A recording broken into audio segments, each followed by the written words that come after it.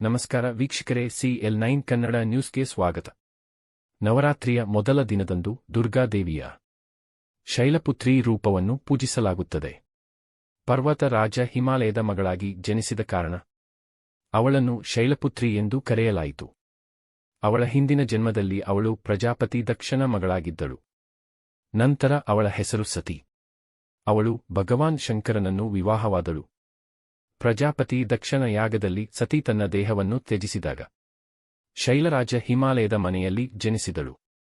ಈಕೆಯನ್ನು ಪಾರ್ವತಿ ಎನ್ನುವ ಹೆಸರಿನಿಂದಲೂ ಕರೆಯಲಾಗುತ್ತದೆ. ನವದುರ್ಗೆಯರಲ್ಲಿ ಮೊದಲನೆಯವರಾದ ಶೈಲಪುತ್ರಿಯ ಶಕ್ತಿಗಳು. ಹುಕ್ಕೇರಿ ನಗರದ ನವರಾತ್ರಿ ಉತ್ಸವ ಮಂಡಲ ರಾಮಲಿಂಗೇಶ್ವರ ಗಲ್ಲಿ ಗಂಡಾಕಟ್ಟಿ ಅಧ್ಯಕ್ಷರಾದ ಪ್ರಜ್ವಲ್ ನೀಲಜಿಗಿ ಮಾಧ್ಯಮದವರೊಂದಿಗೆ ಮಾತನಾಡಿ, ಸತತ 16ನೇ ವರ್ಷದ ಶ್ರೀ ದುರ್ಗಾ ಮಾತಾ ಆವಾಹನವಾಗಿದೆ. ಎಲ್ಲರಿಗೂ ಸುಖ ಶಾಂತಿ ನೆಮ್ಮದಿಯೊಂದಿಗೆ ಕಾಪಾಡಲಿ ಎಂದರು. ಹಾಗೂ ದುರ್ಗಾ ಮಾತಾ ಯುವಕ ಮಂಡಳ ಅಲಗರಾವತ್ ಗಲ್ಲಿಯ ದುರದುಂಡಿ ನಾಯ್ಕ್ ಮಾತನಾಡಿ, ಶ್ರೀದೇವಿಗೆ ವಿಶೇಷ ಪೂಜೆ ಹಾಗೂ ಕುಂಕುಮಾರ್ಚನೆ ನಾಳೆ ಉಡಿ ತುಂಬ ಕಾರ್ಯಕ್ರಮ ಹಾಗೂ ದಾಂಡ್ಯ ನೃತ್ಯ ರಾತ್ರಿ 8 ಗಂಟೆಯಿಂದ 10 ಗಂಟೆಯವರೆಗೆ ಜರುಗುವುದು ಎಂದು ಹೇಳಿದರು. ಹಾಗೂ ಹುಕ್ಕೇರಿ ಶ್ರೀ ದುರ್ಗಾಮಾತಾ ಆವಾಹನವನ್ನು ಅತಿ ವಿಭ್ರಂಜನೆಯಿಂದ ಬರಮಾಡಿಕೊಂಡರು. ಸತ್ಯದ ಧ್ವನಿ ಪ್ರತಿಕ್ಷಣವೂ ನಿಮ್ಮೊಂದಿಗೆ. ವರದಿ ಸುನಿಲ್ ಲಾಳಗೆ, CL9 ಕನ್ನಡ ನ್ಯೂಸ್, ಹುಕ್ಕೇರಿ. ಇವತ್ತಿನ ದಿನ ವಿಶೇಷವಾಗಿ ಹುಕ್ಕೇರಿ ನಗರದಲ್ಲಿ ಶ್ರೀ ನವರಾತ್ರಿ ಉತ್ಸವ ಮಂಡಳ ಜೆಂಡಾಕಟ್ಟಿ ಇವರು ಈ ವರ್ಷ ಸತತ 15 ವರ್ಷ ಯಶಸ್ವಿಯಾಗಿ ದುರ್ಗಾಮಾತಾವನ್ನು ಕುಣಿಸಿ ಈ ವರ್ಷ 16ನೇ ವರ್ಷಕ್ಕೆ 14ನೇ ವರ್ಷದ ದುರ್ಗಾದೇವಿಯನ್ನು ಇವತ್ತು ಈ ದಿನ ನವರಾತ್ರಿ ಮೊದಲನೇ ಘಟಸ್ಥಾಪನೆ ಮಾಡಿದ್ದು, ದೇವಿಯ ಒಂದು ಆಶೀರ್ವಾದ ಎಲ್ಲರ ಮೇಲೆ ಇದ್ದಂತ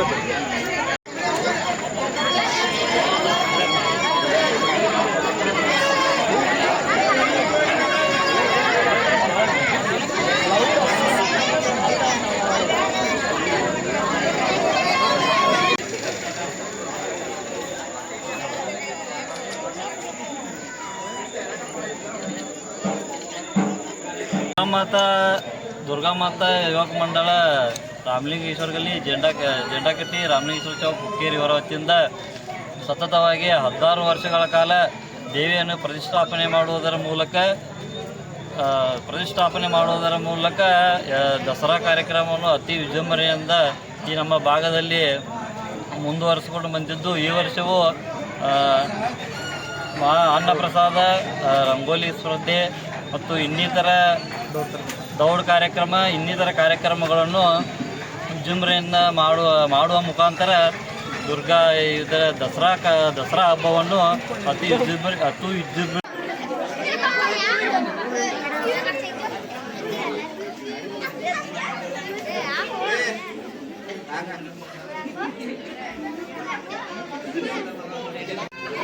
ಈ ನಮ್ಮ ಗಲ್ಲಿಯ ಶ್ರೀ ದುರ್ಗಾ ಮಾತಾ ಉತ್ಸವ ಸಮಿತಿಯು ಇವತ್ತಿಗೆ ಪ್ರಾರಂಭವಾಗಿ ಸುಮಾರು 19 ವರ್ಷಗಳ ದೀರ್ಘ ಅವಧಿಯನ್ನು ಸವಿಸಿದೆ.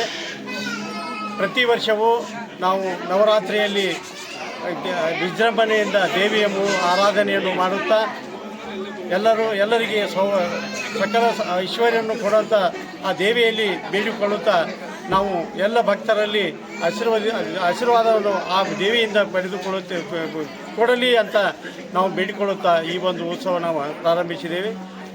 ಇಲ್ಲಿವರೆಗೆ ನಾವು 19 ವರ್ಷಗಳ ಸೇವೆಯನ್ನು ಸಲ್ಲಿಸುತ್ತಾ ಬಂದಿದ್ದೇವೆ.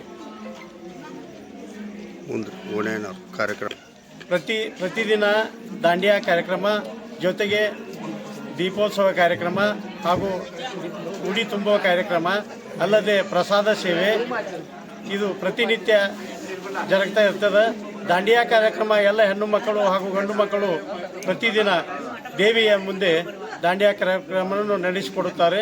ಅದು ಕಣ್ಮನ ಸೆಳೆಯುತ್ತದೆ. ಈ ಎಲ್ಲ ಒಂದು ರೀತಿಯ ಧಾರ್ಮಿಕ ಕಾರ್ಯಕ್ರಮಗಳನ್ನು ನಡೆಸಲು ಓಣಿಯ ಹಿರಿಯರು ಹಾಗೂ ಎಲ್ಲ ಹೆಣ್ಣು ಮಕ್ಕಳು ಒಂದು ಒಳ್ಳೆಯ ಸೇವೆಯನ್ನು ಒದಗಿಸುತ್ತಾ ಬಂದಿದ್ದಾರೆ. ಇದೇ ರೀತಿ ನಮ್ಮ ಎಲ್ಲ ಉತ್ಸವ ಕಮಿಟಿಯು ಕೂಡ ಒಳ್ಳೆಯ ಉತ್ಸಾಹದಿಂದ ಈ ಕಾರ್ಯಕ್ರಮವನ್ನು ನಡೆಸುತ್ತಾ ಬಂದಿರುತ್ತದೆ. ಕಾರ್ಯಕ್ರಮ ಹಾಗೂ ಮುತ್ತೈದರಿಗೆ ಉಡಿ ತುಂಬುವ ಕಾರ್ಯಕ್ರಮವನ್ನು ಹಮ್ಮಿಕೊಳ್ಳಲಾಗಿದೆ. ಆದ ಕಾರಣ ಓಣಿಯ ಸಕಲ ಸದ್ಭಕ್ತರು ಹಾಗೂ ಮುತ್ತೈದರು ಕೂಡಿಕೊಂಡು ಆ ದೇವಿಯ ಉಡಿ ತುಂಬುವ ಕಾರ್ಯಕ್ರಮದಲ್ಲಿ ಪಾಲ್ಗೊಳ್ಳಬೇಕಾಗಿ ವಿನಂತಿ. ಹಾಗೂ ರವಿವಾರದಂದು ದೀಪೋತ್ಸವ ಕಾರ್ಯಕ್ರಮವನ್ನು ಹಮ್ಮಿಕೊಳ್ಳಲಾಗಿದೆ. ಅದರಲ್ಲಿಯೂ ಕೂಡ ಭಾಗವಹಿಸಿ ಆ ದೇವಿಯ ಕೃಪೆಗೆ ಪ್ರಾರ್ಥರಾಗಬೇಕು. ಹಾಗೂ ಶುಕ್ರವಾರ ದೇವಿಗೆ ಕುಂಕುಮಾರ್ಚನೆ ಕಾರ್ಯಕ್ರಮವನ್ನು ಹಮ್ಮಿಕೊಳ್ಳಲಾಗಿದೆ.